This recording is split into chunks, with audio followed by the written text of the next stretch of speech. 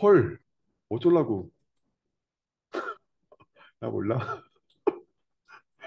지금까지 설명을 달라. 나 몰라. 자, 이거를 코드로 확인해 볼까요? 어떻게 하는지. 마법을 부릴 건데, 코틀린 X의 도움을 받지 말고 코르티는 실행해 보자는 거예요. 그러면 제가 임의의 런치 함수를 서스펜드가 아닌 런치 함수를 만들었어요. 이 함수는 컨텍스트를 받고요. 그리고 서스펜드 함수를 받았어요. 그리고 나서 제가 아까 뭐였죠? 서스펜던스를 실행시키는 행위가 코르틴이라고 했잖아요. 서스펜드 함수를 실행시키는 스타트 코르틴이라는 게 이게 바로 코르틴을 만드는 행위예요. 그러면 서스펜드 함수의 확장 함수로 스타트 코르틴이라는 함수가 있는 거네요. 이미 시스템은 컨티뉴에이션을 넘겨줄 때 서스펜드 함수를 뭘로 가정하고 있다? 컨티뉴에이션을 받는 함수로 가정하고 있단 말이지. 언제? 런타임에. 함수에 지금 쓰이고 있잖아, 바디에. 런타임에 이미 가정하고 있어. 모든 서스펜드 함수는 컨티뉴에이션을 받는 일반 함수라고 가정하고 있다. 그럼 우리가 필요한 건 컨티뉴에이션을 만드는 행위를 우리가 직접 해야 된다는 거네요. 그렇죠? 그럼 우리가 empty continue 이건 컨텍스트고요. 이미 여러분들 장을 읽어왔기 때문에 컨텍스트에 대한 이해가 생겼죠. 컨티뉴에이션이 컨텍스트를 물고서 태어나는 건 알고 계시죠? 근데 얘는 부모 스코프도 없고 부모 컨티뉴에이션도 없으니까 우리가 컨텍스트도 직접 넣어줘야 돼. 컨티뉴에이션의 기본 인터페이스의 조건이 컨텍스트를 주는 거거든. 바깥에서 공급한단 말이야. 그럼 이제 컨텍스트만 만들 수 있으면 되겠네. 컨텍스트 만드는 건 쉬워. 아니, 컨티뉴에이션 만드는 건 쉬워. 컨티뉴에이션의 인터페이스에서 강압하고 있는 건 두 개밖에 없어. 컨텍스트를 가져야 돼. 리중 위드를 구현해야 돼. 이 두 개밖에 없거든. 이 두 개밖에 없어요. 그러니까 이 빈 컨티뉴에이션 만드는 건 껌이란 말이야. 그리고 아까 처음에 설명드렸지만 모든 서스펜드 함수는 마지막에 뭘로 종료된다? 리중 위드 유닛으로 종료된다고 그랬죠. 어? 타입으로 종료되지 않아. 리중 위드 유닛으로 종료된단 말이야. 특히나 런치는 바깥에 값을 토하지도 않기 때문에 어차피 값도 보고 안 해도 돼. 이 리중 위드가 뭐 안 해도 된다고. 이게 최소 구현이거든. 그래서 우리는 하나의 테스트 서스펜드 함수를 만들어서 인티저를 반환하는 애를 주고 딜레이 함수 때리고 서스펜드 코르틴으로 딜레이 가졌다가 리중 위드를 석세스 곱하기 2를 때려서 준단 말이야. 1 주면 2 주겠죠. 응? 이렇게 했다고. 서스펜드 함수에서는 서스펜드 코르틴 블록의 미중 위드에서 토하는 값이 본인의 반환값이 되죠. 응? 원래는 any를 토하면서 여기는 컨티뉴에이션을 받는 함수로 변하겠지만 이 a는 나중에 컨티뉴에이션 속성으로 밀려 들어갈 거 아니에요. 다 알지? 시간. 그래서 메인 함수에서는 제가 시작 시간을 적었고요. 그냥 밑도 끝도 없이 제 런치 함수를 쓰면 돼요. 코르틴 빌더 따위가 여기 있는 거지. 여기 코르틴 빌딩 하잖아. 내가 코르틴 빌딩 한다고 내가. 외부 함수에 도움 필요 없다. 내가 직접 구현해도 돼. 코르틴 X 도움 필요 없어. 원래 코르틴 패키지에 있는 내용으로도 충분히 다 실행이 돼. 그래서 이 안에서 이렇게 진행이 되는 거죠. 여기서 테스트 30을 때렸기 때문에 테스트 30이 100초 딜레이를 가질 테고 30을 보냈기 때문에 60으로 바뀌어가지고 프린트 60이 때려졌겠죠? 어? 그래서 60 나오고 엔드는 시작 시간에서 지금 시간에서 시작 시간 뺐으니까 한 1000 금방이 나올 거 아니에요. 이렇게 죽지 말라고 슬립 2000 때려주는 거고 이렇게 나온다고. 응? 이렇게 나온다고. 지금까지 뭘 했다? 서스펜드 함수를 어떻게 실행해야 되는가? 그리고 런 블로킹이나 코르틴 스코프나 글로브 스코프에서 런치나 어싱크 같은 코르틴 빌더가 내부적으로 뭘 하는가? 더 나아가서 우리는 서스펜드 함수를 일반 함수에서 어떻게 실행해야 되는가에 대한 문제예요. 그래서 이 구조를 잘 이해하면 굳이 가벼운 실행에 있어서는 무거운 코르티넥스 패키지의 도움을 안 받아도 된다. 걔네들은 다 편의함수일 뿐인 거야. 막말로 코르틴 본연의 패키지만 가지고도 다 구현하려면 미시처가 다 구현이 돼. 코르티넥스는 편의 함수들을 왕창왕창 집어넣어 준 거라고 보면 됩니다. 또 질문이 있는데요. 네, 저기 테스트 함수에 네. 서스펜드 코르티는 왜 있어야 되는 거예요? 그냥 A 곱하기 2를 바로 반환해도 똑같은 것 같아서.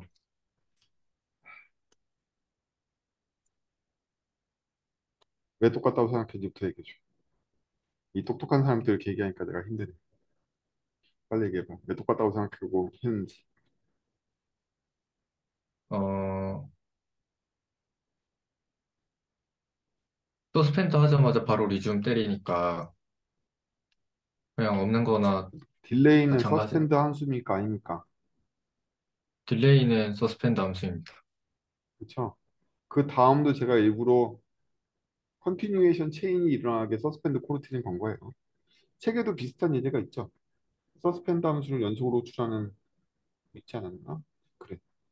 29페이지에서 여러분들이 이미 이걸 봤기 때문에 제가 일부러 이걸 보라고 이 아, 스타일에 맞춰서 해준 거예요.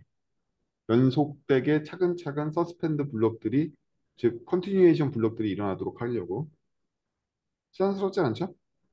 29페이지에서 봤던 스타일이죠. 단지 위에 있는 서스펜드 코르틴 대신에 내가 딜레이를 썼을 뿐이지.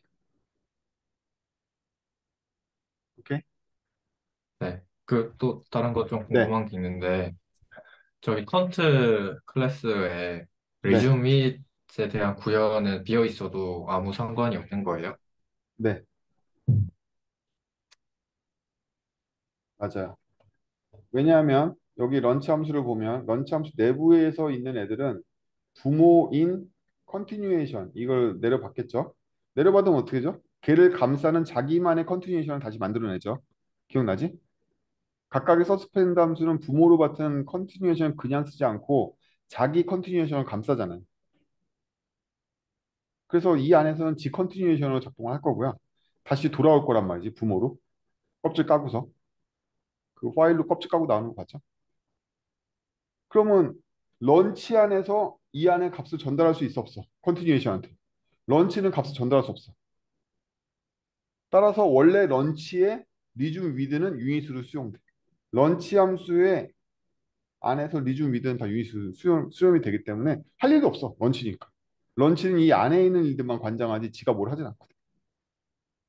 따라서 여기 복잡한 더 많은 기능을 넣으려면 런치가 아닌 쪽에서 많은 구현을 해야 되겠죠. 런치 입장에서는 큰 문제입니다. 제가 여기서 더 많은 구현을 하면 코드가 너무 어려워지잖아요. 그래서 지금 여기에서 우리가 핵심적으로 봐야 될 건 서스펜드 함수는 어떻게 실행되는가? 일반 함수에서 어떻게 실행된다. 막말로 제가 이 런치 함수도 도우미 함수일 뿐이죠. 이거 다 없애버리고 직접 호출해도 된다. 이렇게 미시적 함수. 너무 불편하죠. 너무 불편해서 안 쓰는 것뿐이에요. 이해했습니다. 지나갈까? 그러면 스타트 코르틴이 여기에서 있었잖아요. 그 우리가 밝혀야 될 비밀은 스타트 코르틴입니다.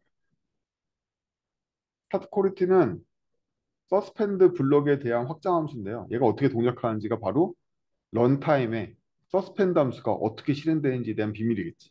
지금은 그걸 다 얘가 감춰놨으니까 안 보이잖아. 그걸 파헤쳐 보자. 그러면 이러한 확장 함수가 있어요. 실제로 코르틴 라이브러리에 서스펜드 함수 t에 대한 스타트 코르틴이라는 확장 함수가 있어서 얘가 컨티뉴에이션을 받아요. 이렇게 있거든요.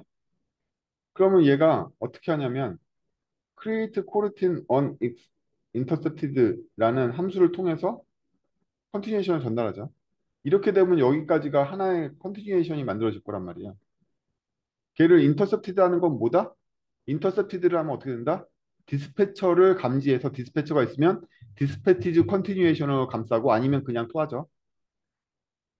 우리 저번 시간에 했던 거 기억 안 나나?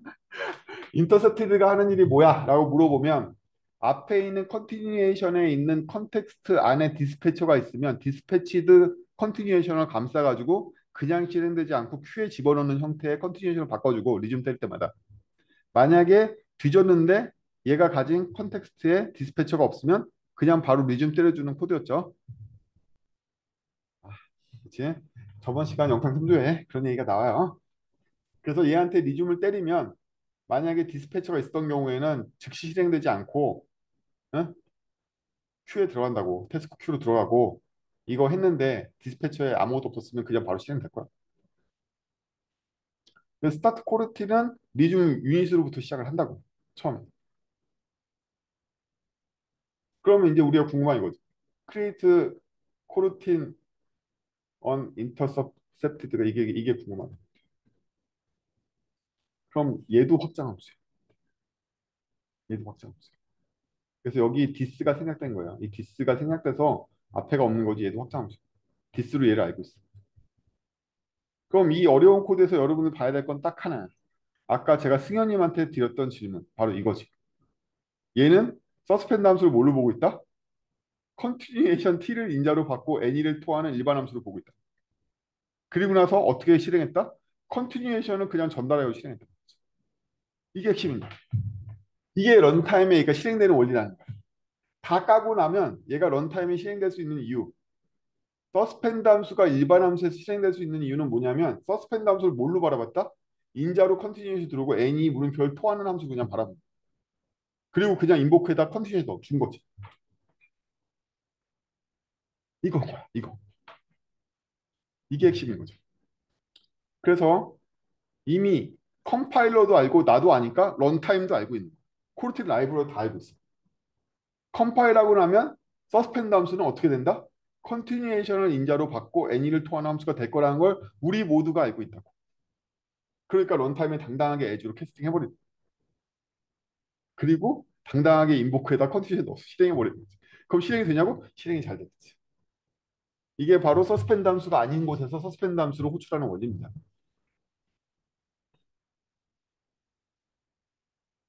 어느 정도 서스펜드 함수에 대한 좀 비밀이 풀렸죠. 컴파일러가 컴파일하고 나면 서스펜드 함수는 컨티뉴에이션을 인자로 받고 any를 토하는 일반 함수가 된다.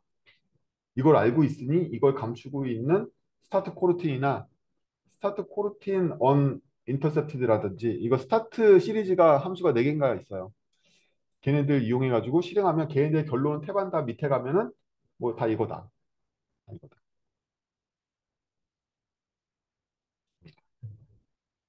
스타트 코르틴의 비밀이 풀렸죠.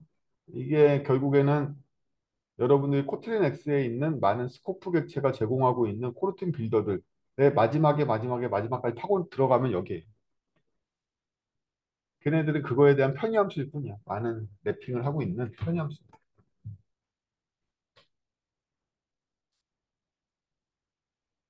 이거예요. 핵심은. 그래서 승현님의 아까 제 질문의 답은 네라고 얘기했으면 끝나는 거. 네, 맞잖아. 나도 알고 너도 알고 컴파일러도 알고 있다고. 그럼 런타임에 자신 있게 캐스팅을 하자고.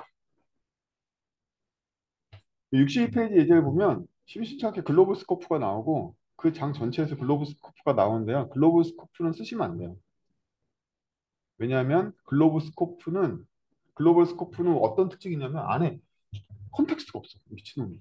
아니 컨텍스트는 있지. 엄밀하게는 잡이 없어. 그 얘를 중단할 방법이 없어.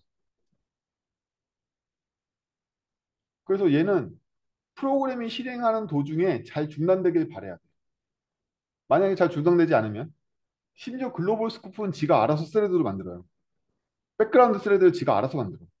그리고 거기다 때려 박어 작업을. 근데 그 작업이 영원히 끝나지 않으면 어떻게 되냐면 이 프로세스를 종료시켰다고 생각했는데도 그 스레드가 살아있어요. 그래서 프로그램은 죽었, 메인 스레드는 죽었지만 백그라운드 스레드가 있어서 프로세스도 안 내려가요. 이런 사태가 생기거든요. 그래서 글로벌 스코프는 내가 데모를 띄우거나 뭐 이럴 때 쓰는 거야, 사실은. 특수 목적으로 쓰는 거야. 그래서 데플리케이트 되지는 않았지만 여러분들이 엄청 주의해서 쓰라고 경고가 맨날 떠요. 이놈이 쓰면. 일단 잡이 없으니까 글로벌 스코프에 있는 여러 서스펜드 함수 동작을 통제할 방법이 없다. 그리고 네, 섬세한 API. 그리고 백그라운드 스레드에서 실행된다. 말이 백그라운드지 아무튼 얘가 스레드를 그냥 지 마음대로 만들어.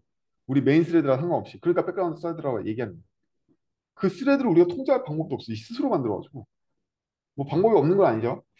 글로벌 스코프 안에서 스레드 커런트 스레드 아이디 얻어가지고 걔를 죽이면 되긴 하거든요. 사이코 짓을 하면 죽일 수 있어요. 요때 써야 됩니다. 요때. 그래서 지금 우리 디스패치에 아니, 디스코드에 가나홍이 올려준 거 저거 들어가 보시면 내용들이 많이 있어요. 그래서 그럼 글로벌 스코프도 쓰지 마. 또한 런 블록도 쓰지 말래. 그 다음에 서스펜드 메인도 여러 가지 문제가 있어서 쓰면 안 된대. 아니 그럼 대체 처음에 어떻게 실행하는 거야? 어? 처음에 대체 어떻게 실행하는 거야? 나처럼 실행하라는 거야. 보통은 그 프로그램의 생명주기와 맞춘 스코프 객체를 따로 만들어서 통제 가능한 형태의 런처를 만들게 됩니다. 안드로이드를 들어가 볼까요? 안드로이드에서는 안드로이드의 액티비티라는 생명주기 객체가 있는데요. 여러분들이 안드로이드 앱을 키면 그 액티비티가 활성화되고 안드로이드 앱을 끄면 액티비티가 사라지는 식으로 액티비티 중심으로 움직이는데 그 액티비티의 라이프 사이클이라는 걸 조종할 수 있는 객체가 있어요. 그래서 얘는 라이프 사이클 코르틴 스코프라는 애요. 안드로이드 전용 스코프 객체인 거죠. 얘는 쉽게 말하자면 언제? 라이프 사이클의 스테이트가 어떤 거보다 커지면 캔슬을 때려. 코르틴 컨텍스트의 캔슬은요. 여러분들 나중에 코르틴 컨텍스트 캔슬에 대해서 이렇게 추적해서 코드 보시면 뭘로 되어 있냐면 컨텍스트에 있는 잡을 찾아서 잡에다 캔슬 때린 걸로 되어 있거든요. 이게 잡 캔슬이에요. 얘는 처음부터 이 컨텍스트 안에다가 컨텍스트 안에다 여기에는 그냥 이렇게 나와 있지만 얘가 넘겨주는 이 코르틴 컨텍스트 안에는 라이프 사이클 임플리먼트가 만들어낸 컨텍스트가 들어오는데 그 컨텍스트 안에는 얘가 통제하는 슈퍼바이저 잡이 들어있거든요. 그 잡을 캔슬하는 걸로 한단 말이에요. 그래서 앱이 죽을 때 이 스코프에 있던 모든 애를 다 죽일 수 있는 이러한 통제권들을 다 넣은 식의 특수한 스코프를 쓰게 된다. 자바도 자바용 스코프가 있고요. 자바스크립트는 스코프가 없어요. 브라우저 닫을 때 다 죽으니까. 브라우저가 살아있는 동안에 다 살아있으면 되니까 자바스크립트에서는 그런 개념이 없는데 애플도 스위프트용 스코프 객체가 따로 있고요. 각각의 원래 앱의 라이프 사이클과 맞춘 전용 스코프 객체를 만들어 놓고 걔를 기반으로 시작시키는 게 일반이에요. 그럼 그런 거 제공 안 되는데요. 제 거에서는 여러분 만들면 돼요. 다 만든 거니까. 만들기 좀 귀찮아서 그렇지 만들면 돼요. 그런 예제에 있는 거예요. 여기서 핵심은 컨텍스트에 있는 잡을 캔슬시키는 거를 자기네 사정에 맞춘 라이프 사이클에 맞춘 걸로 이렇게 연동을 해놨다. 그래서 이 스코프를 사용하면 이 스코프를 사용하면 안전하게 앱의 생명 주기와 맞춰가지고 내가 코르틴에 걸었던 모든 작업들이 앱 죽을 때 다 같이 죽을 거다. 뭐 이런 거지.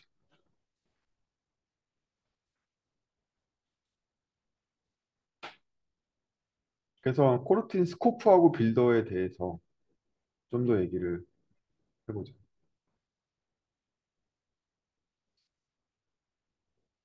질문이 없으세요? 지금 어디쯤 진도가 나온 거지? 60 몇 페이지쯤 될 텐데.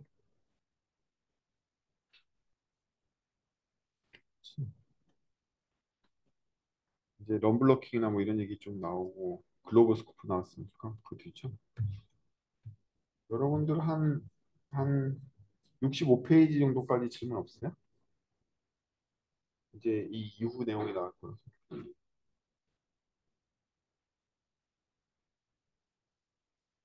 일단 가볼게요. 코르틴 스코프가 뭔지를 이해해야 돼. 코르틴 스코프가 뭔지를 코르틴을 연락에 쓰고 있는 승현님한테 물어보도록 하죠. 승현님, 코르틴 스코프가 뭐예요? 어, 스코, 스코프 내에서, 어, 제 느낌에 좀 트랜잭션 같은 느낌이라고 저는 좀 이해를 하고 있기는 해요. 아니야. 그건 디클레레이션이 아니야. 정확하게 정의를 얘기해 줘. 본인이 생각하는 코르틴 스코프라는 단어에 대한 정의.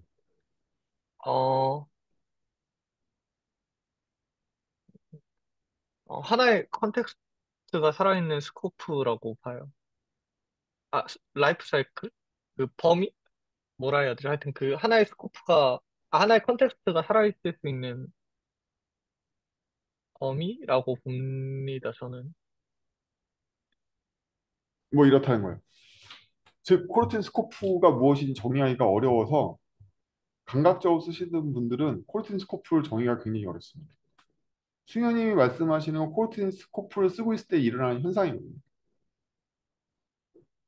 그래서 현상을 얘기한 게 잘못된 건 아니지만 정의는 아니잖아요. 코르틴 스코프가 뭔지 알면은 많은 것들이 풀려요. 코르틴 스코프가 뭔지 전개하기 전에 코르틴 스코프라는 건 코르틴 X 라이브러리에서 정의한 어떤 단어인 거예요. 무슨 언어의 기능이거나 언어 기저에 깔려있는 기능이 아니라 코르틴 X 라이브러리에서 쓰고 있는 기능이다. 그냥 라이브러리인 거예요. 코르틴 스코프조차도 라이브러리. 그럼 코르틴 스코프 내에서의 코르틴 스코프라는 라이브러리 내의 기능으로 빌더가 제공됩니다.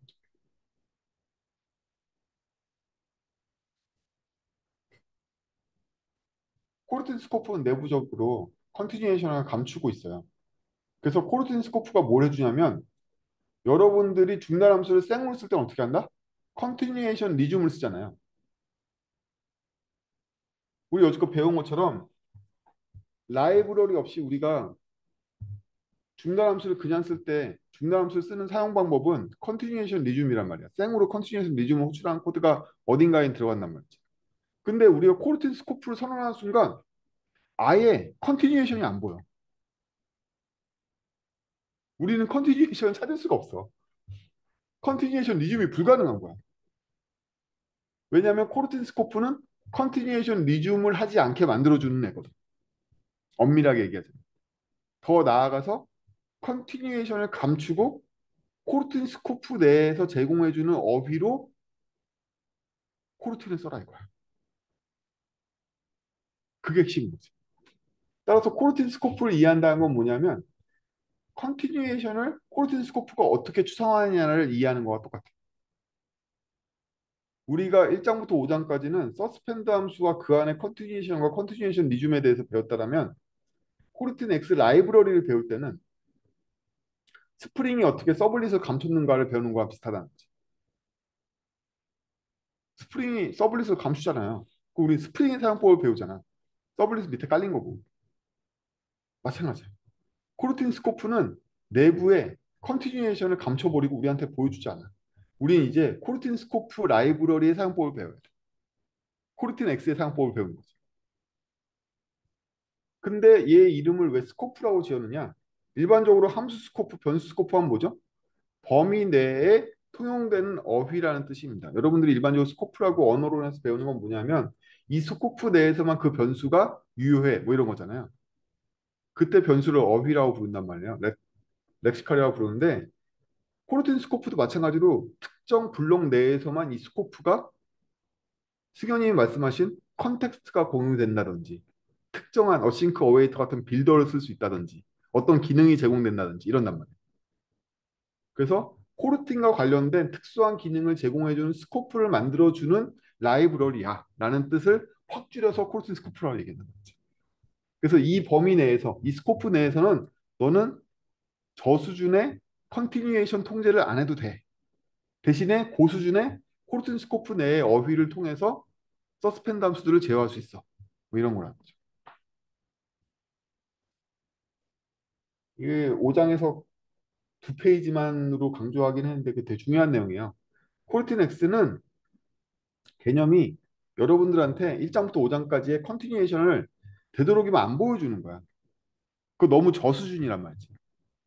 그래서 여러분들한테 그걸 다 감추고 너네들은 그런 무식한 세상이 있다는 거 몰라도 돼. 컨티뉴에이션 몰라도 되고 리즘 같은 거 몰라도 돼. 코르틴 X 방식으로 코르틴을 사용해. 뭐 이런 거란 말이죠.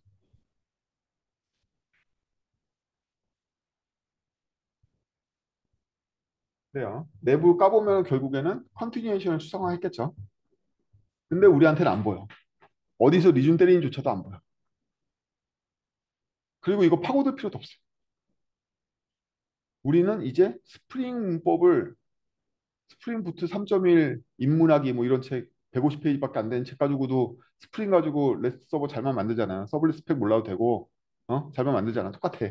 그냥 코틀린 X에 있는 코틀린 라이브러리만 잘 알아도 서스펜드 함수 가지고 코르틴 구현하는데 문제 없어. 그냥 이 밑에 컨티뉴에이션 그리고 리즘 이 컴파일 되는 거 이거 몰라도 된다 이거야. 거짓말입니다. 깊이 쓰면 다 알아야 돼요. 제가 이걸 왜 다 알고 있겠어요? 그걸 왜 다 알아야 되지만 그 당연하겠지. 스프링도 깊이 쓰면 결국엔 서블릿 구조나 넷work 구조나 통신 구조나 다 알아야 되겠지. 그 안에 모든 MVC 프레임워크 다 알아야 되고 다 알아야 되겠지. 깊이 쓰면 얕게 쓸 때는 필요 없다 이거. 그래서 우리가 아주 기저에 있는 어떤 코르틴의 라이브러리 만들 때는 컨티뉴에이션 수준을 사용하겠지만 일반적으로 사용할 때는 그냥 코틀린엑스에 있는 코르틴 라이브러리에서 제공해 주는 것만 써도 된다. 그리고 이 라이브러리의 핵심은 대부분 다 코르틴 스코프로 표현된다. 어떻게 하면 세련되게 서스펜드 함수를 다룰까요? 라고 물어본다면 코르틴 스코프를 쓰세요. 뭐 이런 얘기로 귀결된다는 거죠. 코르틴 X, 코르틴 라이브러리의 핵심은 코르틴 스코프로 표현된다. 따라서 모든 어휘가 다 코르틴 스코프에 집중돼 있어. 그럼 우리는 서스펜드 함수 내부에서조차 서스펜드 함수의 내부에서 뭘 호출할 수 있죠? 또 다른 서스펜드 함수를 호출할 수 있잖아요. 근데 그냥 호출하거나 그냥 쓰는 건 야만적이라는 거야. 너무 기저층이라는 거야. 이제는 서스펜드 함수 내부에서 서스펜드 함수를 호출하거나 사용할 때도 코르틴 스코프를 감싸서 쓰자. 뭐 이런 거지. 그냥 너 앞으로 서스펜드 함수 쓰거나 코르틴 쓰는 상황이 되면 코르틴 스코프로 감쌌어. 그게 최고야. 뭐 이런 거지. 편하니까. 그럼 너는 컨티뉴에이션을 만날 일이 없어. 뭐 이런 얘기입니다. 그래서 미친 척하고서 그냥 런치나 어싱크 같은 거를 구현해 보시면 아, 코르틴 스코프가 이런 것들을 감추고 있구나. 뭐 이런 것들이 깨달음이 오실 수도 있고 멘붕이 올 수도 있고 뭐 그래. 나중엔 다 한다. 깊이 쓰게 되면 다 하게 된다. 다 파게 된다. 게다가 다른 언어들보다 코르틴은 코틀린은 코르틴은 파기가 좋아요. 왜? 마지막에 컴파일러가 서스펜드 함수를 번역하는 그 번역 부분 빼놓고는 전부 다 런타임에 공개될 수 있을 정도로 스펙이 확연하고 전부 다 런타임 라이브러리로 돼 있어요. 컴파일러 매직이 거의 없어. 게다가 프라미스라든지 태스크처럼 시스템이 지정한 객체로 번역되는 것도 아니야. 컨티뉴에이션 리즘이 될 뿐이지 그 안에 들어가는 객체의 제한도 없어. 그래서 굉장히 다양한 형태로 구현할 수가 있어요. 우리 지금은 인기 없지만 아카 구현도 있죠. 이 코르틴 아카 구현도 있거든요. 아카 구현도 있고 되게 많은 동시성 모델을 코르틴을 표현하는 여러 가지 라이브러들이 있습니다. 사실 RX도 그냥 이걸로 표현하려면 표현할 수 있어요. 그래서 이 유틸리티들 보면은 수많은 다른 모델들을 코르틴을 변화하거나 코르틴을 그 모델로 바꿔주는 라이브러리 많은 게 코르틴에는 코르틴이 워낙 하는 게 없기 때문에 다른 라이브러리 스펙에 맞춰서 바꾸기 되게 쉽단 말이에요. 예를 들면 코르틴을 프라미스로 바꾸고 싶어. 이것도 껌이야. 그럼 자바스크립트에서는 프라미스를 코르틴으로 바꿀 수 있지만 코르틴은 그냥 프라미스로 바꾸는 것도 껌이란 말이지. 이렇게 쌍방향 참조가 잘 되는 이유가 코르틴이 되게 유연해서 그래. 예를 들면 자바의 전통적인 프레임워크가 있어서 자바 태반이 다 컴플릿 피처로 돼 있어. 근데 내가 일부분은 다 서스펜드로 구현했어. 그럼 서스펜드를 컴플릿 피처로 바꾸기가 어렵냐? 엄청 쉽다는 거지. 컴플릿 피처만 서스펜드로 바꾸는 게 쉬운 게 아니야. 그 반대도 쉬워. 서스펜드 함수가 하는 일이 워낙 없는 런타임 함수이기 때문에 그렇다는 거예요.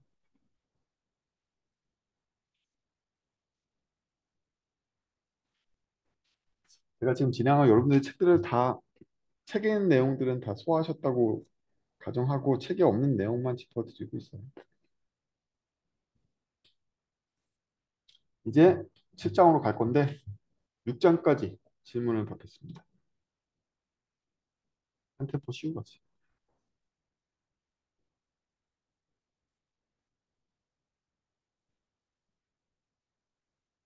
제가 시간의 절반을 6장에다 할애했잖아요. 뭐에다 할애했죠? 태반다.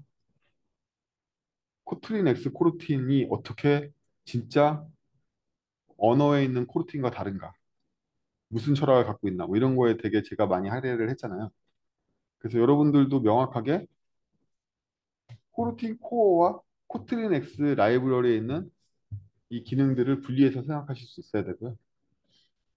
또 6장에서 강조했던 것, 코르틴 X 코르틴 라이브러리의 핵심 뭐다? 코트린 스코프로 표현된다.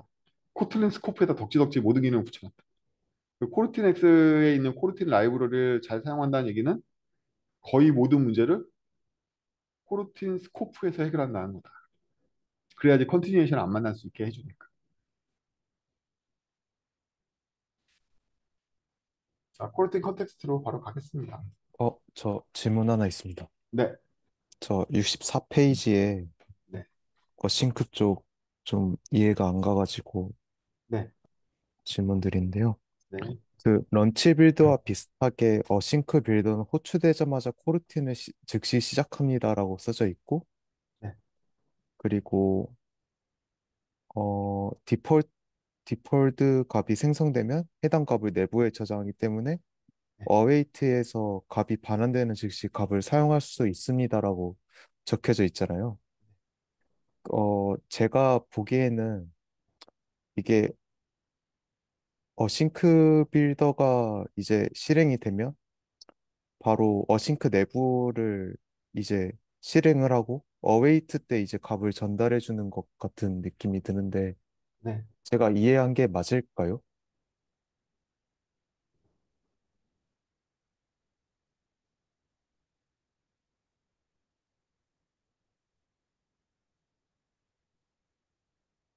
아니요. 아니죠? 네, 아닙니다. 네. 아, 싱크의 부여는 프라미스랑 굉장히 비슷해요.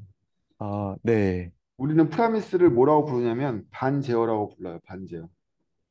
자, 반제어가 무엇인지 배워봅시다. 일단 콜백 함수를 생각해 볼까요? 콜백 함수를 받고 있는 비동기 함수가 있다고 생각해 봅시다.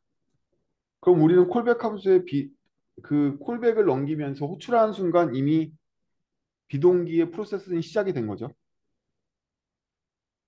그렇죠? 제가 디스코드에 코드를 써가면서 할까요? 네.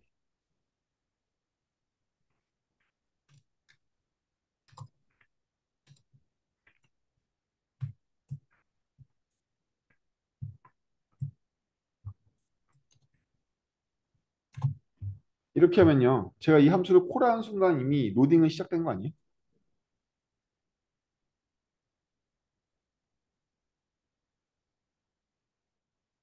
형님이 보고 계세요? 제가 지금 디스코드가 꺼졌는데 업데이트를 음. 하느라 핸드폰으로 보도록 하겠습니다.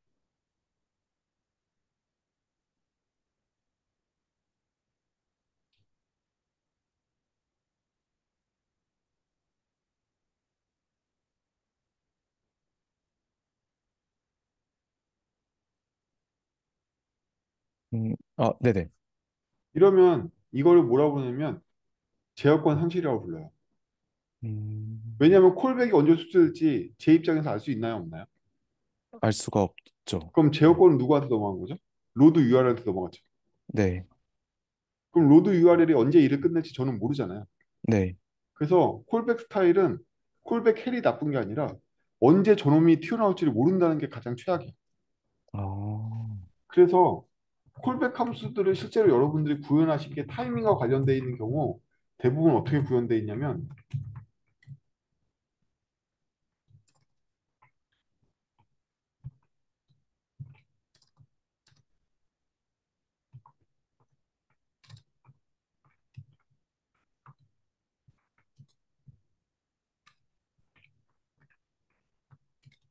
이런 코드들이 되게 비일비재하단 말이에요. 모르겠으니까. 얘가 언제 튀어나올지 모르겠으니까.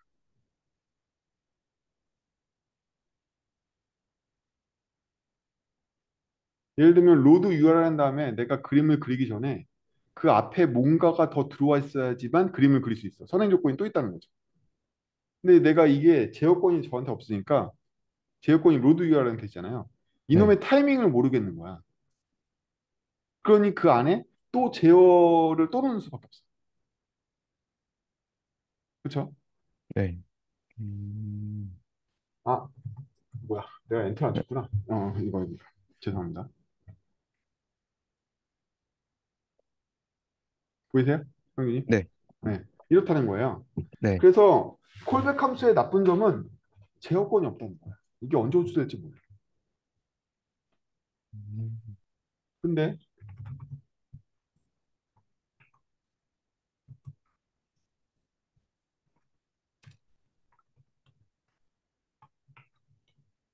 잠깐 자바스크립트의 세계에 갔다 오겠습니다. 제가 프라미스한테 URL을 넘겨서 프라미스 객체를 하나 얻을 수 있겠죠. 네. 그러면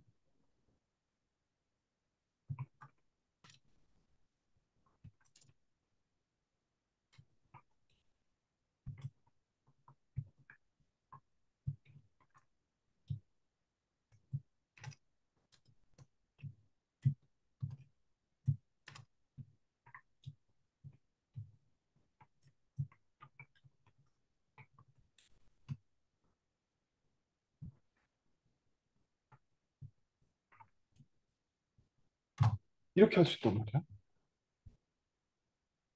즉, 된 안을 지저분하게 만들 필요가 없어.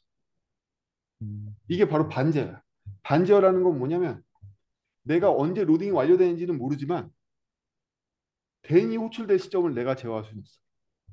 네. 그러면 저 상태에서 den을 호출하기 전에 이미 로딩이 완료될 수도 있고 아직 로딩 중일 수도 있겠죠. 그렇지만 den은 내가 마음대로 호출할 수 있다. 이게 바로 반제어야. 그래서 시작은 됐지만 이미 저 프라미스 만들 때 로딩은 시작됐을 거예요. 로딩이 시작됐지만 로딩이 됐든 안 됐든 그 결과값을 얻을 때는 내 마음대로 하겠어 이거지. 그래서 전부 다 제어할 수는 없지만 타이밍을 반제어할 수 있어. 내가 den을 호출하는 순간 저 순간 로딩 되겠다고 얘기를 할 수 없어. 되게 할 수도 있지. 하지만 den을 호출하는 순간은 내가 제어할 수 있어. 내부적으로 어싱크 어웨이트도 똑같이 구현돼 있어. 어싱크를 때리면 실행이 돼요. 근데 어웨이트를 때리는 순간은 내가 지정할 수 있어. 반제하고 있는 거지. 그래서 비동기에 대한 많은 연구가 이루어졌는데 대수구조를 이용해서 어차피 비동기니까 제가 타이밍을 알 수는 없잖아요. 로드하는 애가 알고 있는 거니까. 그래서 반제어권을 가져오기로 했단 말이에요. 기존의 콜백은 콜백 캐리 문제가 아니라 콜백 캐리 생기는 이유도 그거야. 콜백 캐리 왜 생기죠? 콜백 캐리 왜 생기겠어?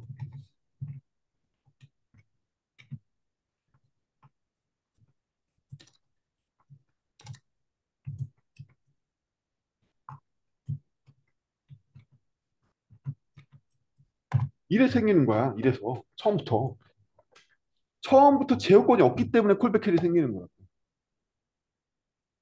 콜백 캐리 제어인 게 아니라 콜백 캐리를 만들어낸 이유 자체가 콜백 스타일이 언제 콜백이 호출되는지에 대한 제어권이 없기 때문에 콜백 캐리 생기는 거야. 콜백 캐리 안 생기는 이유는 반제어권을 우리가 가져와서 안 생기는 거야. 어싱크 어웨이트 똑같이 구현돼 있어요. 어싱크를 선언하는 순간 이미 시작은 되고요. 단지 네. 어웨이트의 통제권을 내가 갖고 있을 뿐이에요.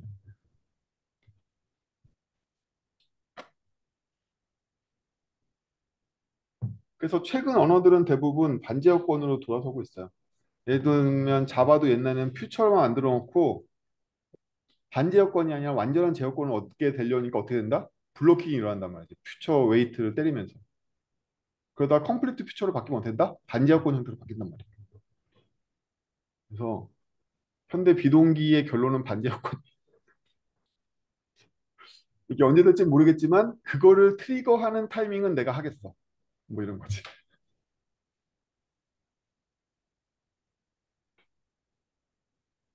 이해했습니다. 네. 감사합니다. 사실은 어싱크 웨이트보다 이 반제어에 대한 개념이 더 중요해요. 비동기 반제어에 대한 개념이 더 중요해요. 콜백캣도 이해가 되시죠? 콜백캣이 일어날 수밖에 없어. 왜냐하면 리스너가 언제 불러지는지 모르니까.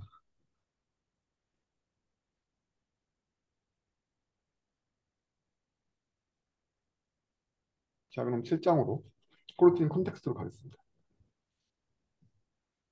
제가 저번 시간에 코르틴 컨텍스트에 대한 예습을 미리 해드렸죠.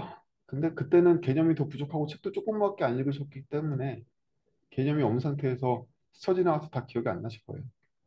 괜찮습니다. 왜냐하면 우리에게는 비록 오늘 앞에 설명이 잘렸지만 동영상이 있잖아요. 몇 번이라도 복습하시면 됩니다. 새삼 1강 걸 다시 보시면 완전히 다르게 보실 거예요. 오늘 이거 본 다음에 오늘 제 강의 때문이 아니라 여러분들이 7장, 8장까지 읽었기 때문에 1장에 제가 설명했던 게 완전히 다르게 보일 거예요. 코르티는 실행하면 컨티뉴에이션이 계속 호출된단 말이에요. 그쵸? 끝날 때까지. 끝날 때까지 계속 호출돼. 한 번만 호출되는 게 아니야. 계속 호출돼.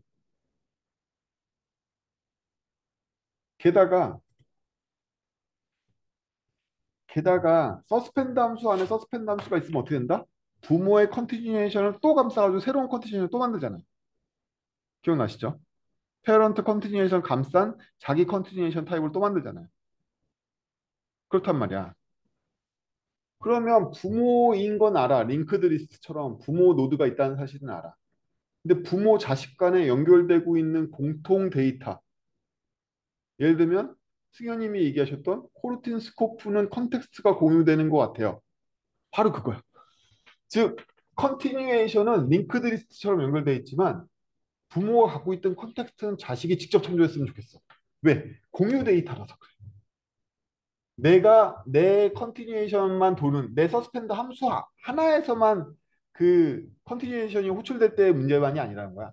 자식에 있는 또 서스펜드 함수에 내 컨티뉴에이션 줄 때 또 문제가 일어난다는 거지. 이 모든 컨티뉴에이션 체인에서 공유하고 싶은 데이터가 있다는 거죠. 공유하고 싶은 데이터가 있어야 돼. 게다가 이 공유하고 싶은 데이터를 내가 명시적으로 선언하고 관리해야 돼.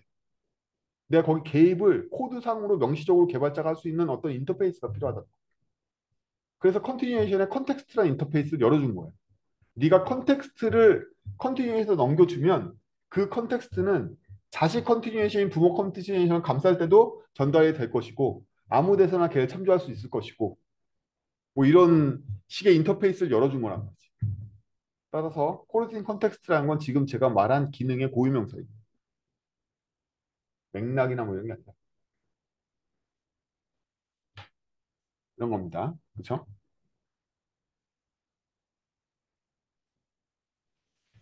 그래서 우리는 코르틴의 컨티뉴에이션이 여러 번 호출되거나 서스펜드 함수의 컨티뉴에이션을 감싸지거나 이럴 때도 유지되고 있는 컨텍스트 구조체에 대한 특성을 알 필요가 있어요. 세 가지 특성이 있습니다. 얘는 맵으로 연결돼서 만들어져요. 그래서 키 하나당 값이 하나밖에 안 들어요. 여러 개를 저장하고 싶으면 키가 다 달라야 돼. 맵 같은 녀석이죠. 두 번째로 저 맵이 불변이에요. 맵 안에 있는 원소의 속성은 불변이 아닌 거죠. 맵이 불변이에요. 맵이 불변이어서 그 맵을 바꾸면 새로운 맵을 토해내. 기존 맵을 건드리는 게 아니라. 특히나 컨텍스트에 디스패처가 포함될 수 있다는 사실을 생각해 보면 디스패처 때문에 스레드를 변경하면서 실행될 수 있고 그 결과 동시성의 문제가 일어날 수 있기 때문에 기본적인 컨텍스트의 전략은 복제 전략이에요. 그러한 이유로 여러분들이 컨텍스트 엘리먼트에 들어가는 객체가 가변 속성을 갖고 있는 예제가 책에서 나오는데 카운터 예제가 나오는데 뭐지?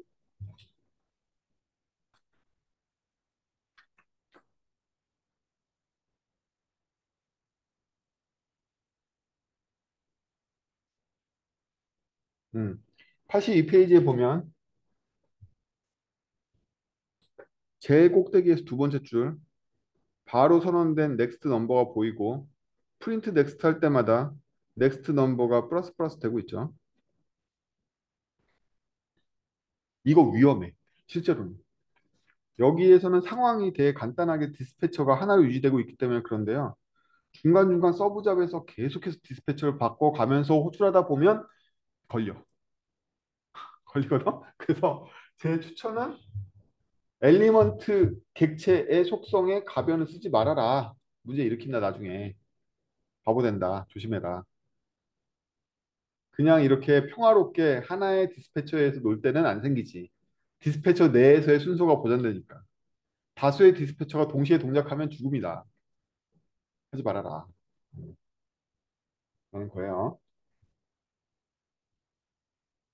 안 그렇겠어요? 어싱크 세 개를 띄우는데 어싱크 세 개가 하나는 디스패치 IO 쓰고 하나는 디스패처 디폴트를 쓰고 있으면 걔네가 동시에 프린트 호출되고 있으면은 동시성 문제가 생길 것 같아? 안 생길 것 같아? 당연히 생길 거 아니야.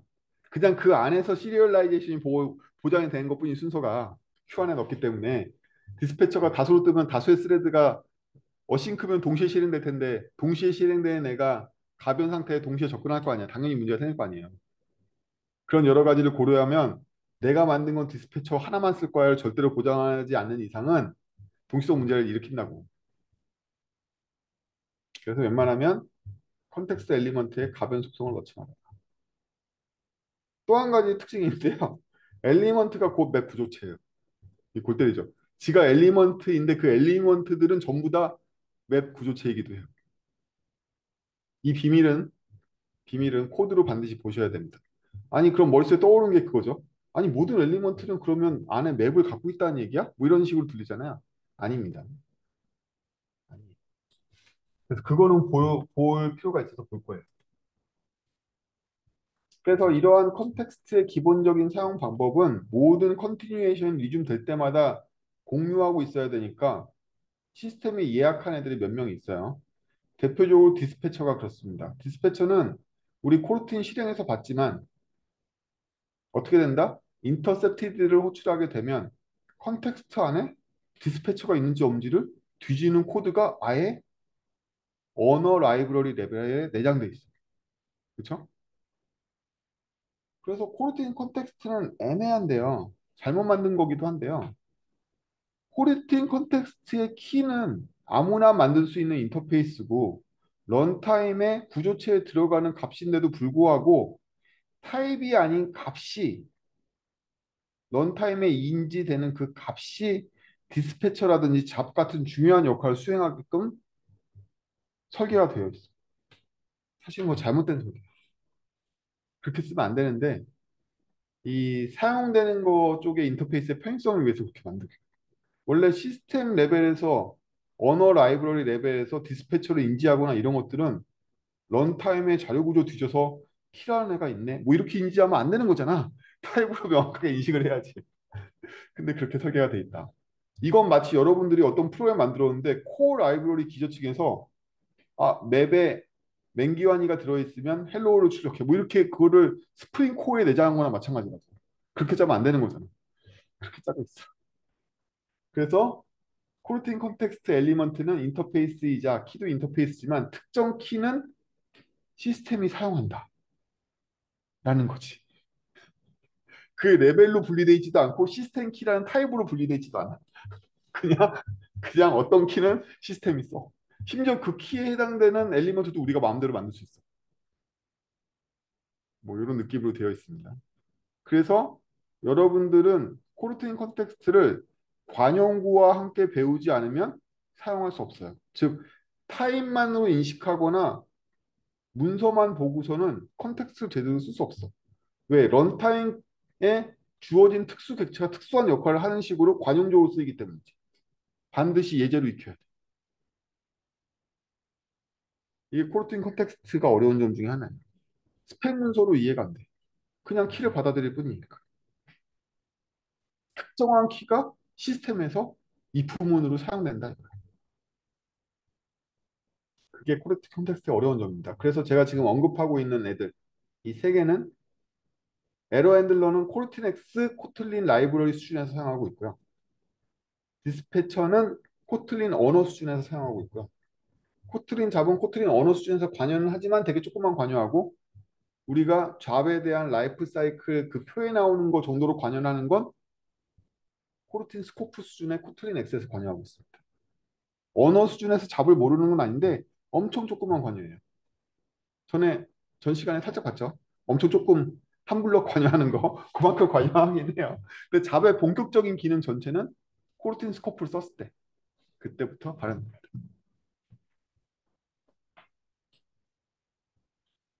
그래서 우리가 뭘 살펴볼 거냐면 딱 요것만 볼 거란 말이에요.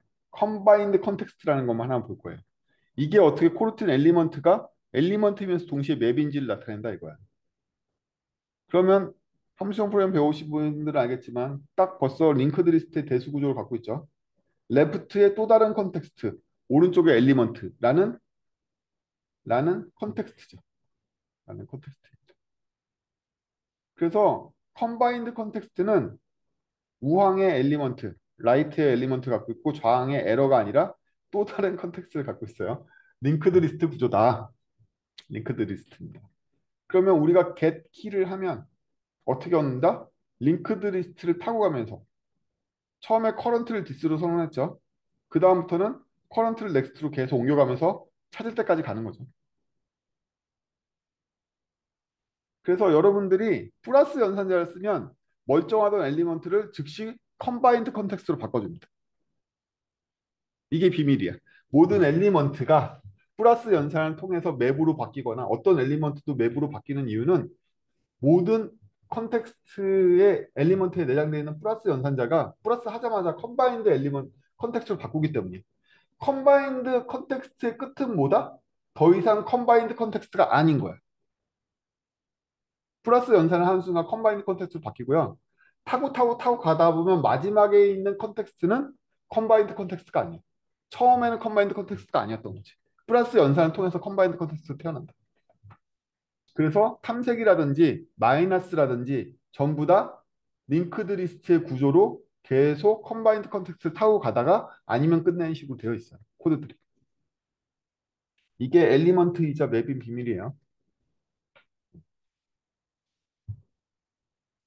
이게 게시잖아요. 이게 게시예요. 그래서 이 게시야. 계속 타고 가. 미니 데코레이터 패턴을 계속 타고 간다. 제기 패턴. 그 다음에 책에 위드 컨텍스트가 나옵니다. 어디 나오냐?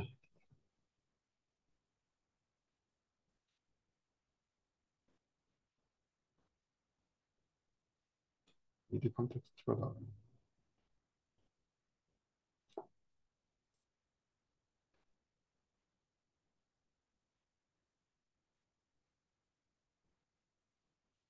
81페이지 위에서 세 번째 줄에 보면은 메인 함수가 with 컨텍스트를 쓰는 걸 볼 수가 있어요.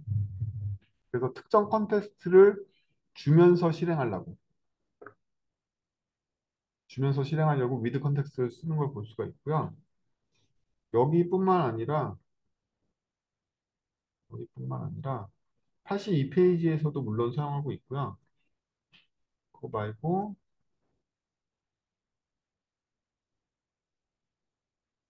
여기는 더 안 나오나? 7장에서 안 나왔나? 보통 with 컨텍스트는 부모에서 내려받는 컨텍스트를 바꿔서 실행하기 위해서 사용하고요. 일반적으로 디스패치를 바꿔버리거나 뭐 그 지금 지용호님이 얘기한 링크드 리스트라고 얘기하기에는 게터 메소드, 키를 받는 겟 메소드를 주기 때문에 샌드박스 밖에서 보면 맵이에요.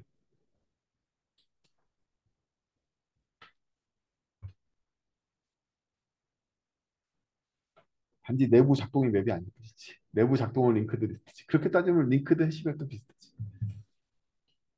자, 이제 위드 컨텍스트에 대한 내용을 좀 살펴볼 건데요. 위드 컨텍스트를 잘 보자 이거야. 위드 컨텍스트를 보면은 원래 컨티뉴에이션이 갖고 있는 컨텍스트가 있단 말이죠. 그쵸? 그리고 새로운 컨텍스트가 들어온단 말이지. 새로운 컨텍스트가 들어와. 이 쓸데없는 수준은 다 넘어가고 다 첫 번째 단계가 뭐냐면 옛날 컨텍스트가 지금 컨텍스트야? 이렇게 본다는 거지. 뭐 할 일도 별로 없네. 그러면 undispatched or return. 이거 뭐냐면 원래 있던 코르틴 그냥 바로 실행해 버려. 이런 뜻이야. with 컨텍스트를 무시하겠어라는 뜻과 똑같아. 원래 있던 코르틴 그냥 바로 실행해. 라는 거니까. 왜? 옛날 컨텍스트랑 지금 컨텍스트 똑같으니까 with 컨텍스트를 무력화하겠다는 거죠. 두 번째는 다르긴 다른데 인터셉터는 같아. 즉, 이 인터셉터 디스패처거든요. 디스패처는 같아. 디스패처는 같으니까 지금 거를 그냥 곧장 실행하면 돼. 왜? 이 디스패처 하에서 지금 실행 중이었으니까 잠깐 중단했지만 그냥 다시 실행해 주면 돼. 현재 디스패처 관할 내었다는 거야. 멈출 필요 없이 그냥 진행해 주면 된다는 거지. 아니야. 아니면 어떻게 된다? 디스패치드 코르틴을 새로 만들어. 어떤 이번 디스패처를 갖고 있는 컨텍스트를 이용해서 새로운 코르틴을 만들어서 얘를 새롭게 다시 시작해야 돼. 왜? 디스패처가 틀리니까. 그래서 스타트 코르틴 캔슬러블로 실행해서 이 코르틴을 실행하게 되면 어떻게 된다? 여기에 지정되어 있는 컨텍스트에 있는 디스패처로 얘가 큐에 들어가서 실행이 될 거야. 이렇게 되겠죠? 이게 위드 컨텍스트의 동작이에요. 그래서 컨텍스트를 바꾸면 디스패처에 따라서 3단계로 나눠지게 됩니다. 똑같을 때, 디스패처가 똑같을 때, 다 다를 때. 그래서 여러분들 위드 컨텍스트를 디스패처가 같은 상태에서 쓰면 큰 부담은 없어요. 근데 위드 컨텍스트 디스패처가 다르게 쓰면 안에 내부에서는 상당한 부하가 있습니다. 실제로. 공짜가 아니야. 부드럽게 바뀌는 게 아니야. 새로운 코르티를 만들어서 실행. 이게 위드 컨텍스트의 정체예요. 그래서 위드 컨텍스트를 그냥 디스패처가 아닌 애들 바꿀 때는 잡을 바꾼다든지 아니면 정적 객체를 주기 위해서 바꾼다든지 뭐 이럴 때는 그냥 별 부담 없게 쓰셔도 됩니다. 실제로도 가벼워. 컨텍스트는 뭐 이 정도? 저 잡으러 갈 건데 컨텍스트까지 해서 질문을 받겠습니다.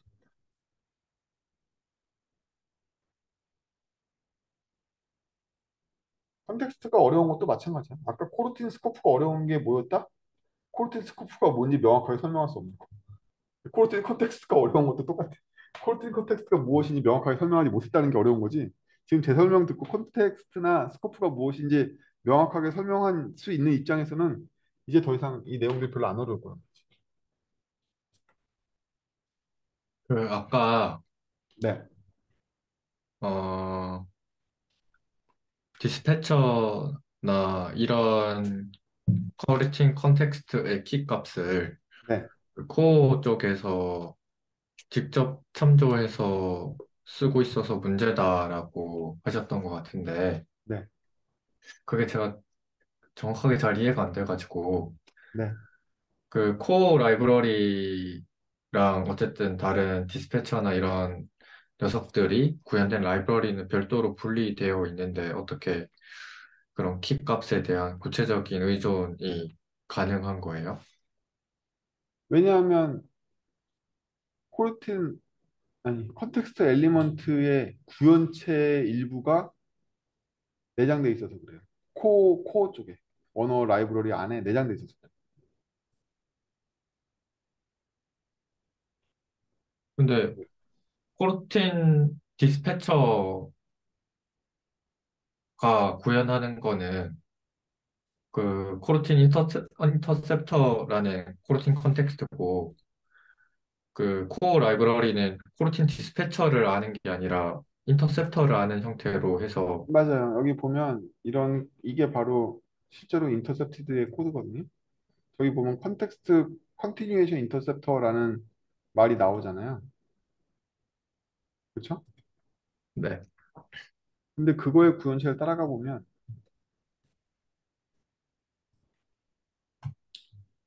이렇단 말이야. 즉 코르틴 컨텍스트 엘리먼트를 구현한 인터페이스일 뿐이에요. 그렇죠? 응? 그래서 저건 공개되어 있어. 퍼블릭이야. 누구라도 쓸 수 있어. 누구라도 쓸 수 있으니까 저라도 디스패처가 아니더라도 컨티뉴에이션 인터셉터 키만 구현한 어떤 객체를 컨텍스트에 집어넣어주면 대체가 될 거 아니에요. 네. 오케이?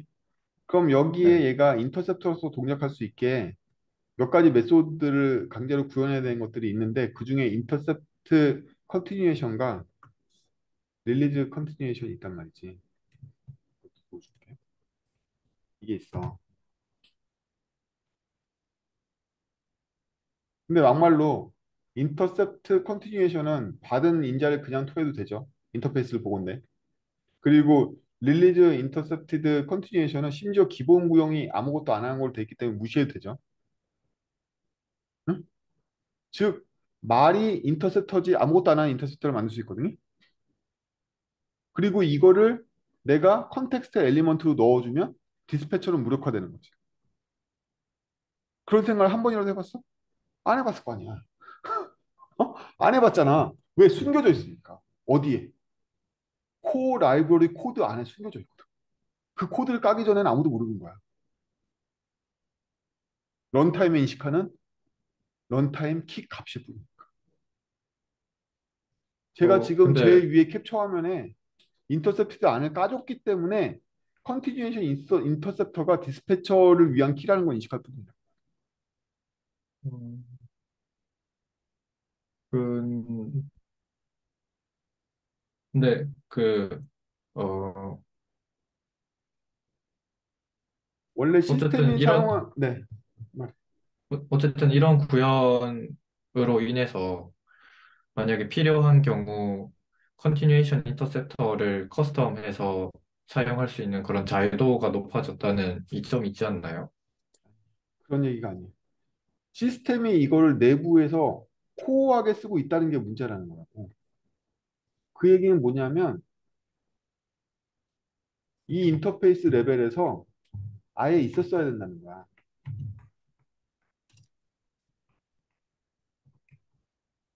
아예 이 속성이 있었어야 된다는 거야.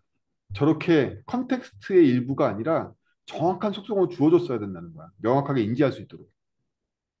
지금 코드 내부를 까기 전에는 저 키를 사용한 게 디스패처라는 걸 인지할 방법이 없다니까?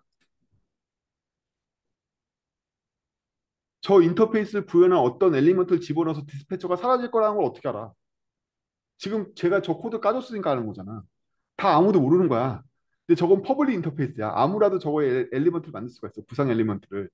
걔를 컨텍스트에 넣으면 디스패처는 무시된다니까? 이걸 누가 하냐고. 아무도 모른다고. 아무도 모른다고. 저렇게 시스템이 중요하게 쓸 거면 왜? 인터셉티드라는 저 메소드는 사방에 쓰여. 시스템 내부에서. 당연히 컨텍스트에 명시적인 속성이 돼 있어야 된다니까. 근데 그러면 링크드 리스트와 같은 형태의 구현 자체가 잘못된 구현이다라는. 그건 아무 상관없어요. 그건 아무 상관없고 결국엔 컨텍스트 안에서 키를 찾고 있잖아요. 이 인터셉티드 네, 코드를 제가 그대로 여기 올려드리면 이렇게 생겼단 말이야. 이 코드가. 네, 이 코드를 보면 컨텍스트 안에서 개수로 찾고 있는 거잖아요. 네. 그럼 이 코드가 어떻게 바뀌어야 된다는 거냐면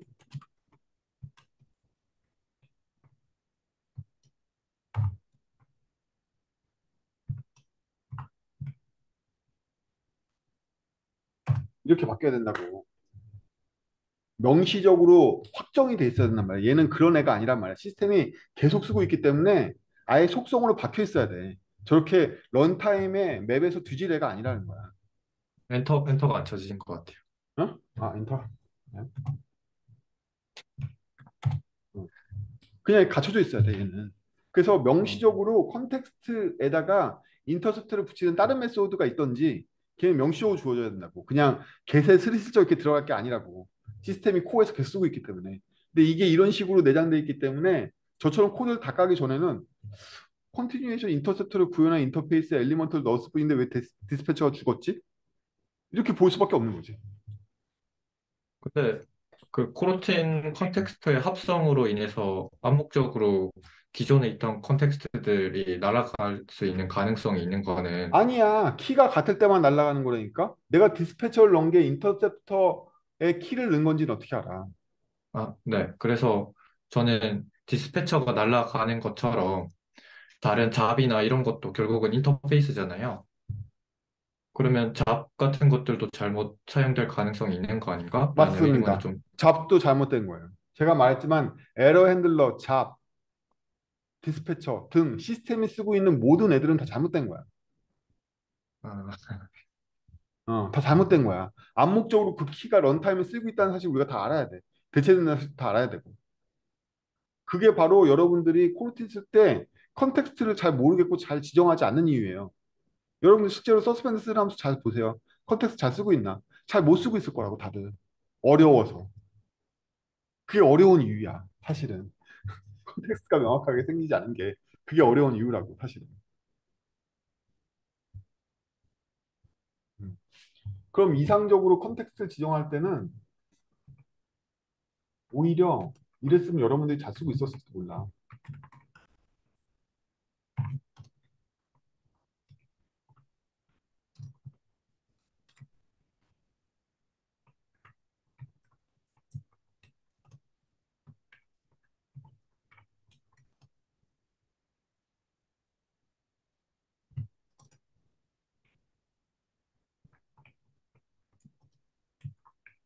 뭐 이랬으면 훨씬 더 잘 쓰고 있었을지도 모르지.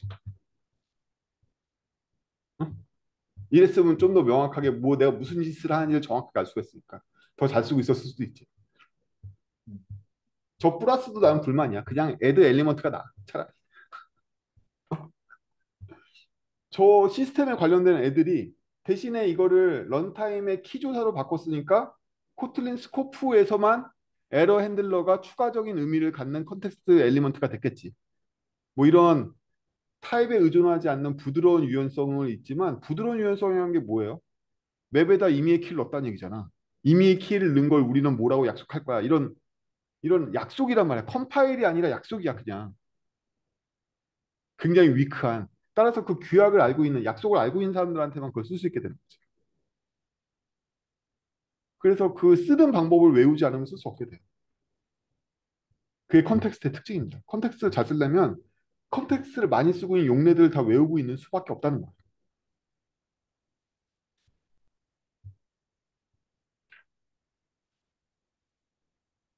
네, 이해했습니다. 디스패치뿐만 아니야. 잡이나 코르틴 스코프에 사용하고 있는 에러 핸들러나 다 마찬가지야. 다 그 용례를 알아야 돼. 어떤 인터페이스가 뭔지.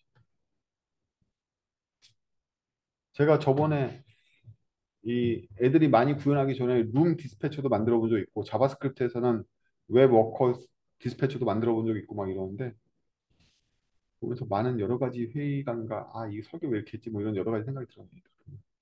컨텍스트 이러니까 잘 쓰는 사람들만 잘 쓰고 되게 코틀린 코르틴 잘하는 사람들의 무슨 비기처럼 쓴단 말이지. 이게 전혀 그런 게 아닌데 그렇게 쓴다고 진짜 미칠 것 같다. 이 잡도 코르틴 스코프에서 잡을 쓸 때랑 순수하게 코르틴 코어에서 잡을 쓸 때랑 의미가 완전히 달라요. 완전히 다르거든. 웃기는 거지. 말이 되냐? 이게 전부 다 런타임의 맵처럼 받아들이기 때문에.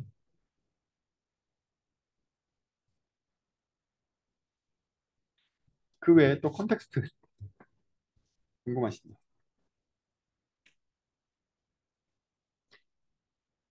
여러분들이 서스펜 함수를 안 쓰시지는 않을 건데 저랑 같이 깊이 보니까 여러 가지 느끼시는 점들이 있으실 거예요. 이게 깊이 파고들면 이렇게 쓰게 돼요.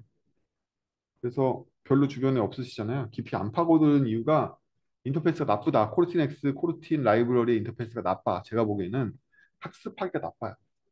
그래서 이미 길을 가른 사람이 제가 얘기해드리면 어려운 내용은 아니거든요. 길을 먼저 간 사람이 얘기해주면 어려운 일이 아니야. 근데 이게 마치 어떤 느낌이냐면 도자기처럼 무슨 도제 전수하는 느낌으로 내려간단 말이지. 코드 스펙으로 내려가는 게 아니라 다 런타임 컨텍스트가 하도 많아가지고 무슨 야 이거 이렇게 쓰는 거야. 뭐 이렇게 도제 전수로 내려간다는 거야 이게. 그지 같은. 그래서 이거에 정통한 사람이 많이 없는 거야. 근데 이제 그런 학습 방향을 알았으니까 이제 여러분들은 쉽게 받아들일 리가 없겠지. 어쨌든 그렇습니다. 이제 8장으로 가겠습니다. 부모작과 자식작. 이게 어떻게 성립하는 거냐 이거야. 이것이 궁금하다. 여기 보면 당연하게도 자식 잡이 있다라고 얘기를 하고 있는데 부모작 자식작. 그러면 모든 부모잡 그렇다는 거지. 그럼 코르틴 스코프의 런치를 연구하도록 하겠습니다. 코르틴 스코프의 런치는 어떻게 구현되어 있느냐? 하면 일단 컨텍스트로부터 뉴 컨텍스트를 만들어요. 이게 핵심이에요. 내가 부모한테 받은 컨텍스트를 뉴 컨텍스트로 만들어.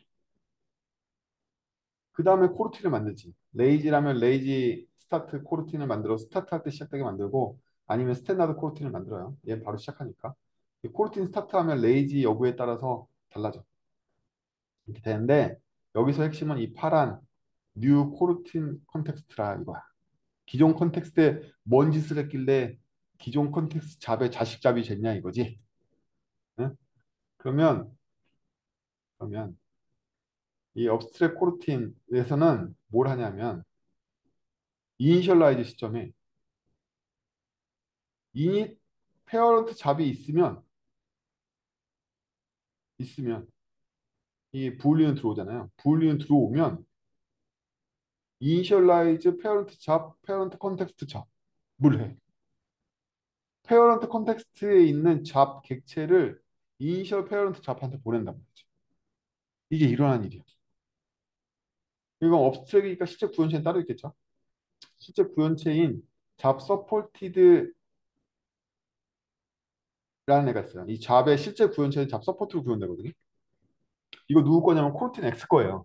코르틴에 이게 없어. 그래서 잡이 부모 자식의 체인도 안 생겨나고 아무것도 안 생겨나. 그냥 코어만 쓰면.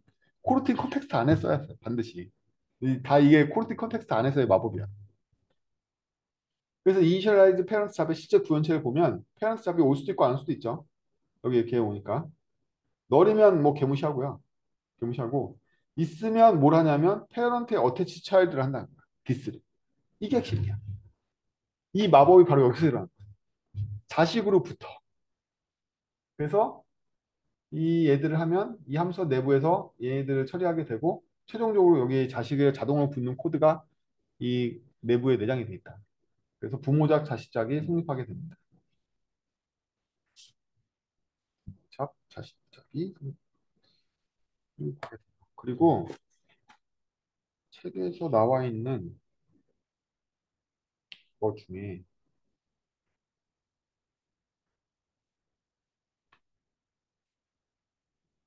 제일 많이 하는 실수해가지고 92페이지에 나오죠. 92페이지에 잡을 조인했는데 왜 무한 루프를 돌까? 그리고 반대로 93페이지에 차일드 이치 조인을 하면 잘 조인이 될까? 의 비밀이 뭘까요?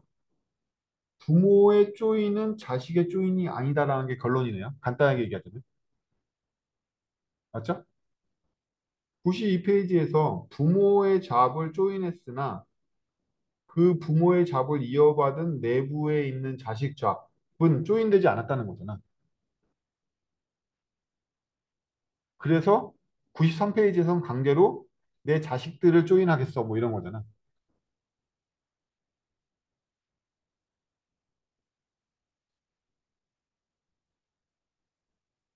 따라오셨어요? 이게 바로 잡의 특성입니다. 잡은 여러 가지 특성인데요. 잡의 조인은 자식으로 전파되지 않아요. 이 책이 이걸 되게 어렵게 얘기하고 있는데 잡의 조인의 특성은 조인이 자식한테 전파되지 않고 개별 객체까지만 조인이 됩니다.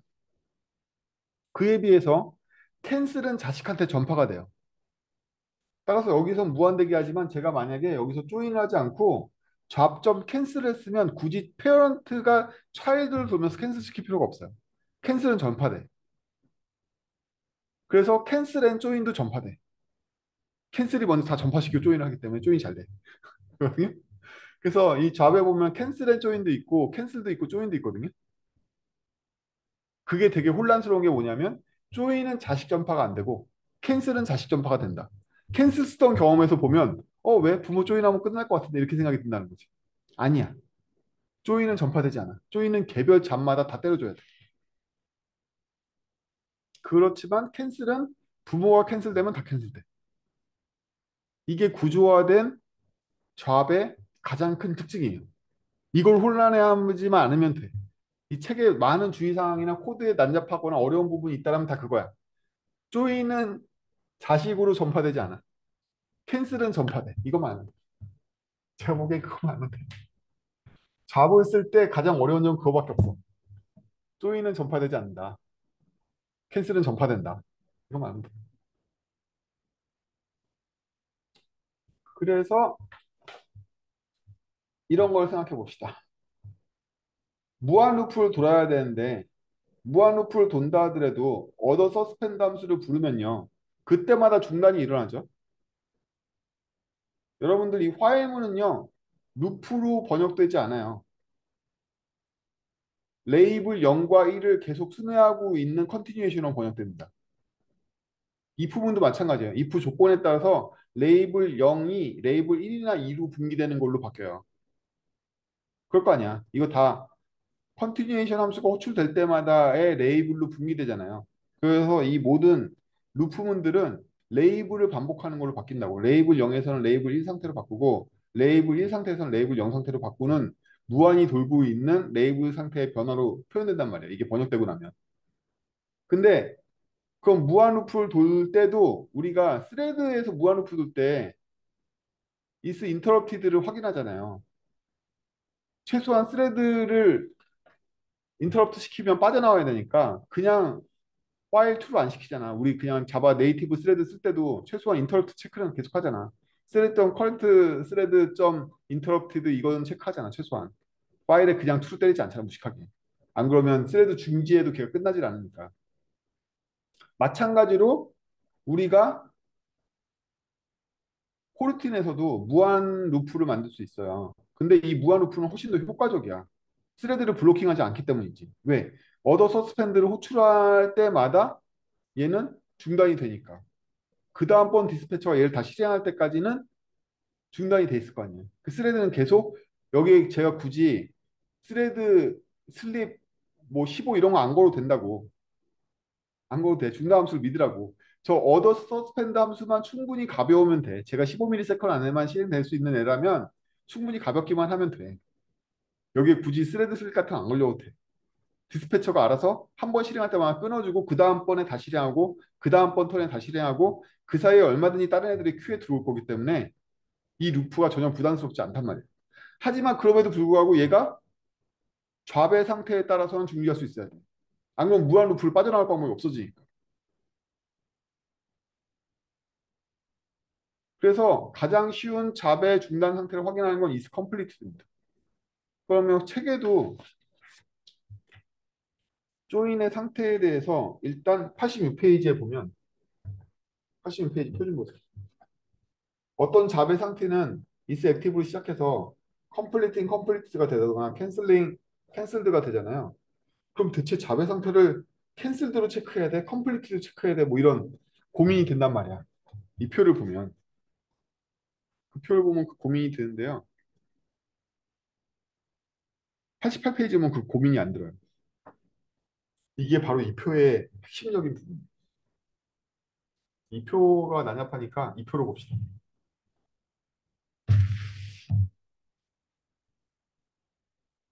이거의 핵심은 뭐냐면 취소되든 완료되든 is complete가 true라는 거야. 이게 바로 핵심이에요. 이 표의 핵심은 그거야. 책에 있는 표에서도 마찬가지예요. 책에 있는 표 가운데 줄 밑에서 두 개의 줄을 보면 다 true죠. 이게 핵심이야. 그래서 우리는 is completed만 체크하면 돼. 그럼 캔슬이 됐든 complete가 됐든 여길 빠져나오게 된다.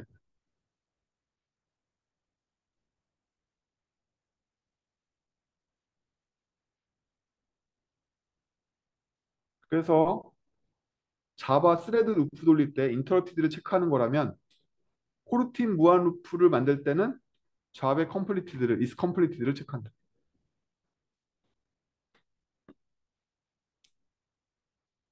그리고 자바 스레드 무한 루프와는 비교도 안 되게 얘는 가볍다. 왜? 중단되니까. 스레드 슬립 필요 없다. 중단되니까. 중요한 건 어더 서스펜드가 가볍냐 안 가볍냐인 것뿐이지. 그만큼 차단하고 있을 테니까. 워커 스레드 패턴에서는 개별 서스펜드 함수가 얼마큼 가벼운가만 중요하다.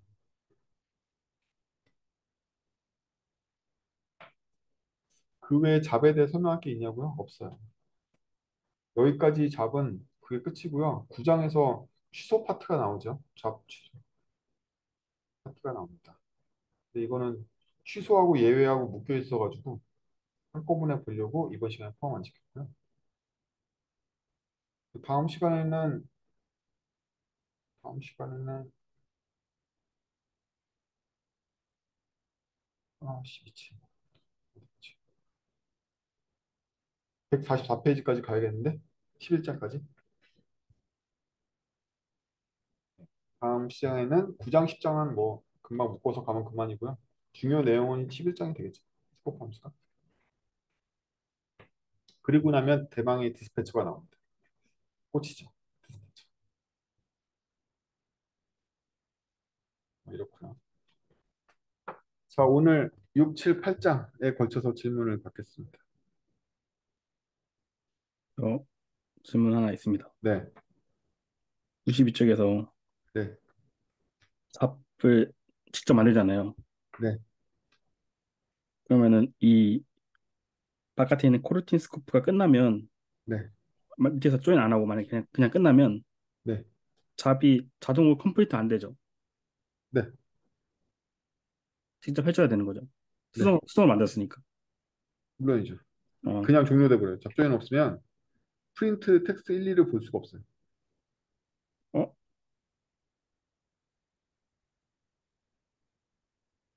딜레이 동안 메인 프로세스가 기다리지 않아. 죽어버려. 이 서스펜드 메인은 기다리는 기능이 없어.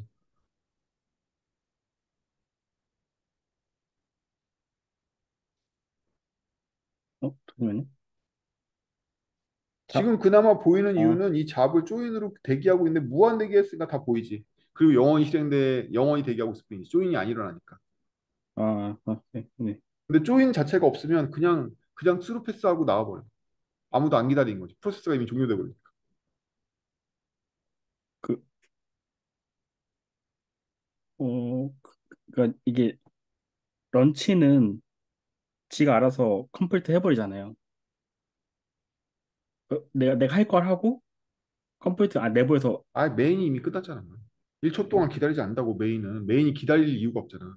메인이 네네. 끝났다고 이미. 물론 이 백그라운드 스레드에 있는 런치가 메인이 종료된 이후에 실행은 되겠지만 이 프린트를 해줄 수 있는 콘솔 메인이 맞아요. 없어졌잖아. 네네. 네. 아, 네, 네, 알겠습니다. 하나 더 있는데, 네. 그, 뭐야, 이, 잠시만요. 천천히. 그, 어디였지? 그, 제가 직접 그 프린트 찍는 거, 잠시만요. 어디였지? 그, 코르팅 컨텍스트를 네. 내가 이렇게 만들어가지고 막 이렇게 내려가게 하잖아. 아까 막 프린트 찍고 맞아요. 이런 거. 네. 내가 이거를 만들 수 있다는 건 알겠는데, 네. 어디에 쓰일지 잘 그림 안 그려져서요. 그 82쪽 보면 막 프린트, 내가 어쨌든 서스펜드 함수 호출할 때마다 뭐 내려가게 뭐 할 수 있는데, 이거의 그 활용 사례가 잘 안 떠올라서요. 어떤 게 있을까요, 혹시? MDC? MDC? 수현님 마이크 끄고 얘기해줘. NDC 컨텍스트가 뭐야? 아, 코틀린, 코르틴이 디스패치 때문에 스레드가 번갈아가면서 돌아가잖아요. 근데 이제 그 스프링의 MDC, 그 로그 찍는 MDC에 쉽게 얘기하면 뭐 스레드 로컬 맵처럼 있는 게 있는데, 그거를 이제 코르틴 상에서도 유지시키려고 그 맵을 코르틴 컨텍스트 안에 넣어두고, 그거를 이제 함수가 연속될 때도 그 맵 안에 정보를 넣으면서 이제 기존처럼 쓸 수 있게 호환을 맞춰줬어요.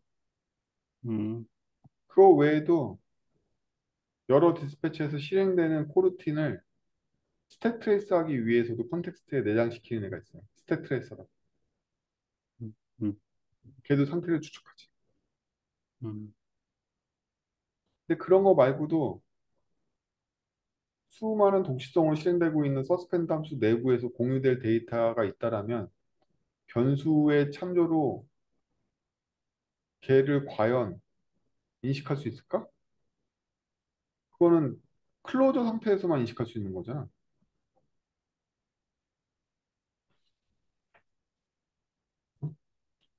네.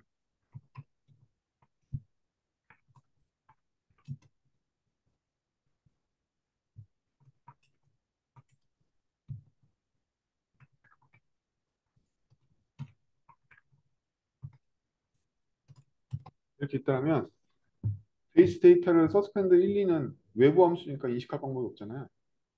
네. 이럴 때 컨텍스트를 통해서 공유시키는 방법들이 있는 거죠. 음, 저게 람다가 아닌 이상은 저 베이스 데이터를 바라볼 방법이 없으니까. 컨텍스트로 보내면 받을 수가 있지. 인자도 필요 없고. 뭐 이렇게. 음, 네, 그리고 네, 동시성에서도 제법 안전하고. 컨텍스트로 계속 진행이 되니까. 물구조. 음, 네, 감사합니다.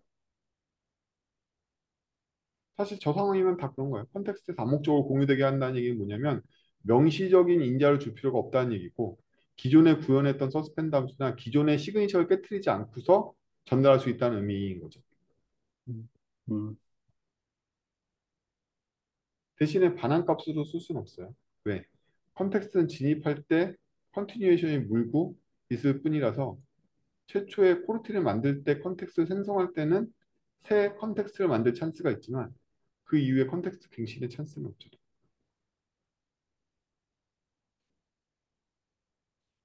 그리고 바깥쪽으로 나가면 원래 부모 컨텍스트가 있는 거고 자식 컨텍스트는 자식이 만들어질 때만 안에서도 만들어지니까 리턴 값으로 쓸 네, 수는 없어요. 대신에 컨텍스트에 있는 엘리먼트에다 리턴 짓을 할 수가 있지. 방금처럼 여기 책에 나온 예제처럼 카운트를 올리거나 그 카운트 올린 게 리턴이잖아. 말하자면 음, 더하기란 리턴 한 음, 거잖아. 그런 식으로. 지금 이걸 보면은 앞에 82페이지를 보면 여러 단계에 있는 서스펜드 함수들이 지 나름대로 리턴을 해준 건데 컨텍스트를 통해서 광범위한 협업을 한 거지. 음, 근데 음, 걔네들의 인자나 이럴 때 인티저를 넘겨주거나 뭐 이런 건 없었잖아. 네, 그렇다. 원래는 인티저 받아서 플러스라는 인티저를 발행한 거잖아. 0, 1, 2, 3이 네, 됐다는 얘기는. 근데 그렇게 안 됐잖아. 뭐 이런 거지. 그런 식으로 암묵적으로 특별한 리턴 값의 선언이나 인자 값의 선언이 없이 컨텍스트를 공유한 거에서 해결을 보겠지. 그래서 코르틴끼리 협업을 할 때 쓴다고 말 그대로야. 코르틴끼리 공유되는 데이터라. 음, 근데 이제 얘를 쓰면 수많은 인자를 생략할 수 있다는 점이 장점이야. 음, 리턴도 우회해서 이런 식으로 리턴할 수 있고. 막말로 첫 번째 서스펜드 함수가 리스판스의 결과를 컨텍스트에 있는 값으로 써주면 되는 거잖아. 그럼 두 번째 코르틴에서는 컨텍스트에 있는 값을 끄집어내면 첫 번째 베이스 데이터를 이용해가지고 알리아스를 얻어오면 되고 뭐 이렇게 진행할 것 같아. 네, 네.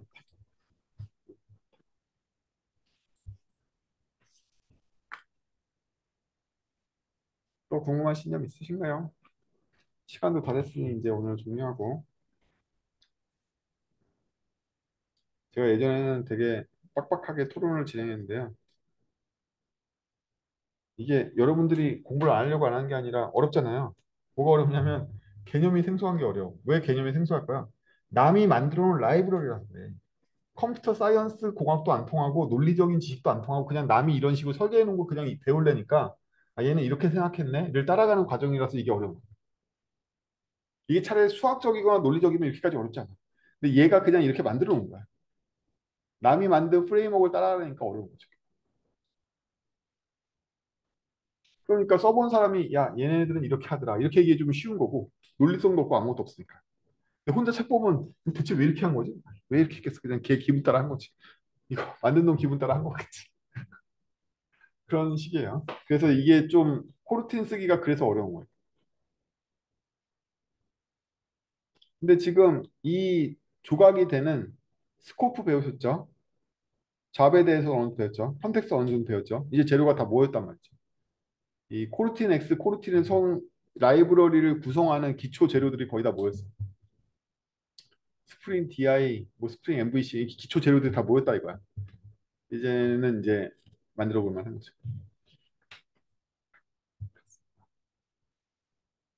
여러분들이 너무 이 교회 분위기로 있어가지고 제가 뭐 어떻게 해야 될지 다음부터는 활발히 더 말씀해 주시고 회의해 주시고 그렇게 해주세요. 자, 정리하겠습니다. 수고하셨습니다. 수고하셨습니다. 고맙습니다. 감사합니다.